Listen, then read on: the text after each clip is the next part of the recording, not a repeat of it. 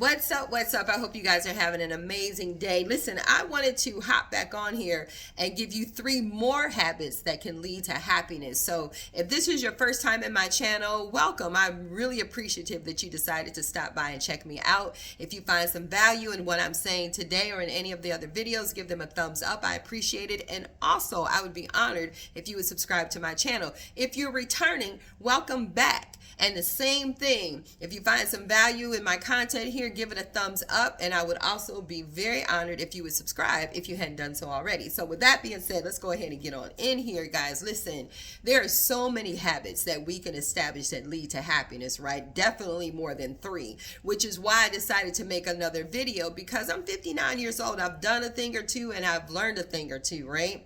And so what I hope to do with my channel, one of the things I hope to do is to give you the opportunity to learn from another person's mistakes, right? I believe it's a wise person that learns from another person's mistakes. So if I can help you collapse those time frames so you don't have to go through all the pitfalls that I did, then I feel like my work is done, right? So let's go ahead and get on into this. So one of the habits that have really helped me out a lot is to reconnect with my family, y'all, and to be connected to my family. Now, obviously, I've said before, I have 5 children, and fortunately 4 of the 5 live here in the same city as I do, and 1 lives in another state, but we're in contact all the time. But I'm not just talking about your close immediate family, I'm talking about your extended family. See, when I was younger, we didn't have things like Zoom, and I moved really across country from my family, my aunts and uncles and cousins, and we were too broke to be able to go back on a regular basis. At least that's the excuse that we told ourselves at the time. But today, with today's technology, there's no excuse. You can even do a family reunion on Zoom today, right? So no matter where your family lives,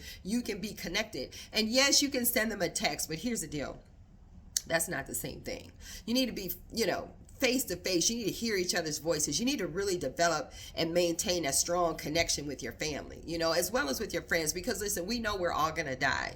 And the last thing that you want to think about is when that person dies, you don't want to be thinking about, man, I could have picked up the phone and called them. I could have stopped by their house really quickly. I could have taken them out to lunch. You don't want to do that. So establish those relationships today. Pick up the phone today and call a family member, call a friend that you haven't spoken to in a long time, and just get reconnected, because there's wealth in those relationships. There's happiness in those relationships, right? So habit number 2 is this. Put your phone down. Now, I know I just told you to pick up the phone and call, so I'm not talking about that. But I'm talking about taking 15 to 20 minutes every day and just put your phone away. Ignore the notifications, ignore the phone calls. It'll all be there, trust me, after those 15 or 20 minutes are up. And if you have children in the household, it's even more imperative, because today, when we have children that all they want to do is get screen time, is because they see you getting screen time, right? So you want to model the type of behavior that you want to establish in your children later on. There's a song called Cats in the Cradle. Google the lyrics, okay? Google the lyrics to the Cats in the Cradle, or Cats in the Cradle.